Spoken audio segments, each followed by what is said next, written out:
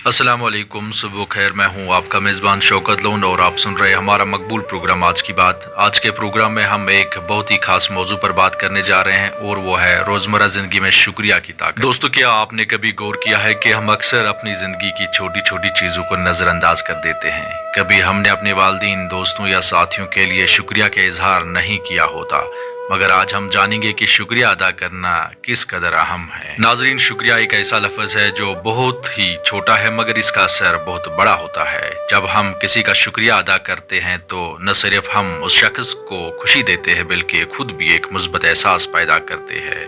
तहकीक से साबित हुआ है कि शुक्रगुजार रहने वाले लोग ज़्यादा खुश और सेहतमंद होते हैं। रोज़ाना शुक्रिया के जज्बात का इजहार करने से हमारे दिल में सुकून और इत्मीनान पैदा होता है।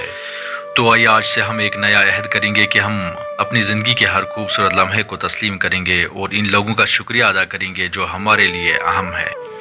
सुबह के इस खूबसूरत वक्त में जब हम नई दिन की शुरुआत कर रहे हैं, क्यों न हम सब मिलकर एक दूसरे का शुक्रिया अदा करेंगे। ज़िंदगी की खूबसूरती का मज़ा लें और शुक्रिया को अपने रोज़मर्रा का हिस्सा बना लें। यही थी आज की बात। मुझे उम्मीद है कि आपको आज का मौजू पसंद आया होगा और आप भी रोज़मर्रा की ज़िंदगी में शुक्रिया की ताकत को महसूस करेंगे। अपनी दुआओं में याद रखें।